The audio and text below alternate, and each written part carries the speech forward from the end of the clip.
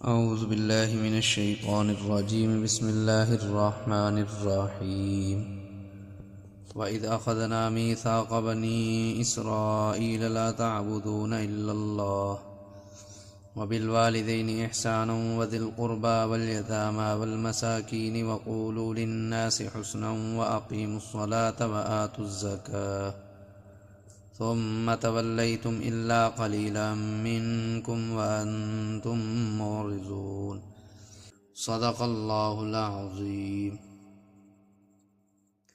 وَإِذْ أَخَذْنَا مِيثَاقَ بَنِي إِسْرَائِيلَ لَا تَعْبُدُونَ إِلَّا اللَّهَ، اور جب لیا ہم نے عہد بنی اسرائیل سے کہ نہیں عبادت کرنی تم نے سوائے اللہ تعالیٰ کے، وَبِالْوَالِدَيْنِ إِحْسَانًا، اور والدین کے ساتھ اچھا سلوک کرنا، وذی القربیٰ اور قریبی رشتہ داروں سے، والیتامیٰ والمساکین اور مسکینوں کے ساتھ اچھا سلوک کرنا اور یتیموں کے ساتھ، وقولوا للناس حسنا، اور کہو لوگوں کو اچھی بات، واقیموا الصلاۃ وآتوا الزکاۃ، اور نماز کو قائم کرو اور زکوٰۃ دیتے رہو، ثم تولیتم، پھر گئے تم، الا قلیلا منکم، مگر تھوڑے تم میں سے، وانتم معرضون، اور تم اعراض کرنے والے ہو۔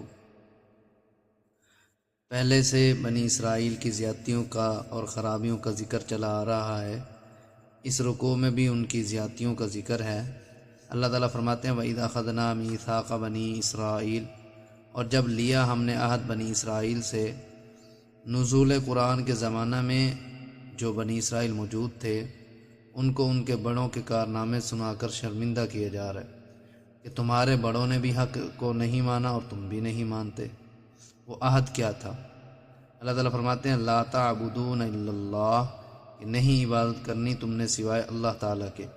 عبادت یہ صرف اللہ تعالیٰ کا حق ہے، یہ اسلام کا بنیادی مسئلہ ہے، اور جتنے بھی پیغمبر تشریف لائے انہوں نے پہلا سبق یہی دیا، یا قوم اعبدوا اللہ ما لکم من الہ غیرہ، اے میری قوم عبادت اللہ تعالیٰ کی کرو، اس کے سوا تمہارا کوئی معبود نہیں، کوئی حاجت روا نہیں، کوئی مشکل کشا نہیں، کوئی فریاد رس نہیں، کوئی دستگیر نہیں، نہ کوئی پیر نہ کوئی مولوی۔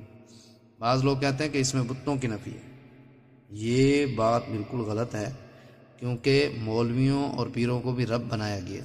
چنانچہ قرآن پاک کے 10ویں پارے میں ہے اتخذوا احبارهم ورهبانهم اربابا من دون اللہ، انہوں نے اپنے مولویوں اور پیروں کو رب بنا لیا، والمسیح ابن مریم، اور حضرت عیسیٰ علیہ السلام کو انہوں نے رب بنا لیا۔ یہ جو کچھ کہتے تھے، مانتے تھے اور ان کے سامنے جھکتے تھے، تو کیا مولوی اور پیر بت تھے؟ اور کیا عیسیٰ علیہ السلام نعوذ باللہ معاذ اللہ بت تھے؟ انہوں نے ان کی عبادت شروع کر دی، سجدے بھی کرتے تھے، ان کے سامنے جھکتے بھی تھے، کہتے تھے کہ ہم ان کی تعظیم کرتے ہیں، عبادت تو نہیں کرتے۔ تو ایک تو یہ حکم تھا کہ اللہ تعالیٰ کے سوا کسی کی عبادت نہیں کرنی، اور دوسرا حکم تھا وَبِالْوَالِدَيْنِ إِحْسَانًا، اور والدین کے ساتھ اچھا سلوک کرنا۔ اللہ تعالیٰ کے سوا کسی کی عبادت نہیں کرنی، والدین کے ساتھ اس نے سلوک کرنا ہے۔ یہ ایسے حکم ہے کہ حضرت آدم علیہ السلام سے لے کر آقا علیہ السلام کے مبارک زمانہ تک یہی حکم رہے، والدین کے ساتھ اچھا سلوک کرنا، ان کی ہر وہ بات ماننی ہے جو اللہ تعالیٰ اور اس کے رسول کے خلاف نہ ہو۔ چنانچہ شاہ عبدالعزیز محدث دہلوی رحمۃ اللہ علیہ لکھتے ہیں کہ ماں باپ اگر ایسے حکم کو چھوڑنے کا حکم دیں جو فرض اور واجب ہے، پھر ان کی بات نہیں ماننی۔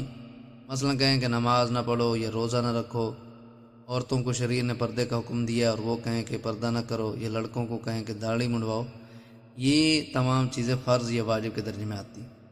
مختصر یہ کہ والدین کسی فرض یا واجب کے چھوڑنے کا نہیں کہتے تو پھر ان کی بات ماننا ضروری ہے، ورنہ نہیں۔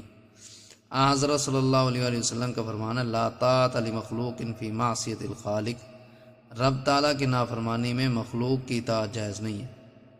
اور اللہ تعالیٰ نے قرآن پاک میں فرمایا وَإِن جَاهَدَاكَ عَلَىٰ أَن تُشْرِكَ بِي مَا لَيْسَ لَكَ بِهِ عِلْمٌ فَلَا تُطِعْهُمَا، اور اگر تجھے ماں باپ مجبور کریں میرے ساتھ شرک کرنے پر جس کا تجھے علم نہیں، تو ان کی بات بالکل نہیں ماننی۔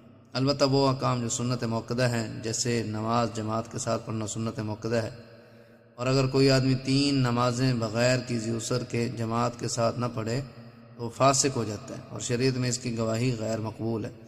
اگر والدین ایسے حکم کے متعلق ایک آدھ مرتبہ کہیں نہ کر تو مان لو، اور اگر عادت بنا لیں اور کہیں کہ جماعت کے ساتھ نماز نہ پڑھا کر تو پھر ان کی بات نہیں مانیں۔ اور وہ احکام جو مستحب ہیں اگر والدین ان کو چھوڑنے کا حکم دیں تو والدین کی بات پر عمل کرے اور ان کو چھوڑ دے۔ مثلا کہیں کہ نفلی نماز نہ پڑھ، نفلی روزہ نہ رکھ اور ہماری خدمت کر، تو مستحب پر والدین کی خدمت مقدم ہے۔ وذی القربہ اور قریبی رشتہ داروں کے ساتھ اچھا سلوک کرنا، بول چال میں، لین دین میں ان کا پورا خیال رکھنا۔ والیتامہ اور یتیموں کے ساتھ اچھا سلوک کرنا، یعنی یہ تمہارے فرائض میں داخل ہے کہ اپنے محلہ یا شہر یا قصبہ میں یتیموں کو تلاش کرو اور ان کی ضرورتوں کا انتظام کرو اور ان کو پورا کرو۔ یتیموں کا تمہارے پاس آنا ضروری نہیں ہے۔ والمساکین اور مسکینوں کے ساتھ اچھا سلوک کرنا، ان کا خیال رکھنا۔ مسکین اسے کہتے ہیں جو صاحب نصاب نہیں ہوتا، تھوڑی بہت آمدن ہوتی ہے مگر اخراجات آمدن سے زیادہ ہوتے ہیں، اور اخراجات سے مراد جائز ضروریات ہیں، نہ کہ آج کل کی عیاشی اور آسانی۔ وقولوا للناس حسنا، اور کہو لوگوں کو اچھی بات، کسی کو چھڑانے والی بات نہ کرو، ٹیڑھی اور ضد کی بات نہ کرو، شرافت اور ادب کو ملحوظ رکھ کر بات کرو، کیونکہ بہت سارے جھگڑوں کی بنیاد غلط گفتگو ہوتی ہے۔ مثلا کسی سے فحش مذاق کرتا ہے، وہ برداشت نہیں کرتا، جھگڑا شروع ہو جاتا ہے۔ لہٰذا زبان کو محتاط رکھنے کا بڑا حکم ہے۔ وَأَقِیمُوا الصَّلَاةَ، اور نماز کو قائم کرو۔ ان پر صرف 2 نمازیں فرض تھیں۔ وَآتُوا الزَّکَاۃَ، اور زکوٰۃ دیتے رہو۔ ان پر زکوٰۃ کا حکم بنسبت ہمارے سخت تھا، ہم پر زکوٰۃ 40واں حصہ اور ان پر 4تھا حصہ فرض تھا، یعنی 400 میں سے ان کو 100 دینا پڑتا تھا، اور 4000 میں سے 1000 دینا پڑتا تھا، اور ہمیں 100 میں سے 2.5 روپے اور 1000 میں سے 25 روپے دینے کا حکم ہے۔ بڑی سہولت۔ اللہ تعالیٰ نے بنی اسرائیل سے ان کاموں کا پختہ عہد لیا تھا۔ ثم تولیتم، پھر گئے تم، الا قلیلا منکم، مگر تھوڑے تم میں سے جنہوں نے احکامات کی پابندی کی، اکثریت بالکل ان سے غافل ہو۔ جس طرح آج کل دیکھ لو، لوگ کتنے لوگ ہیں نمازیں پڑھنے والے، اچھی بات کرنے والے، یتیموں مسکینوں کا خیال رکھنے والے۔ بہرحال جو چیز واضح ہے اس کو بیان کرنے کی کیا ضرورت ہے۔ اور اس زمانے کے بنی اسرائیل وانتم معرضون، اور تم بھی ان چیزوں سے اعراض کرنے والے۔ تو یہی کچھ اللہ تبارک و تعالیٰ بیان فرما رہا ہے۔ اللہ تعالیٰ سے دعا ہے کہ اللہ تعالیٰ جو کچھ کہا سنا عمل کرنے کی توفیق عطا فرمائے۔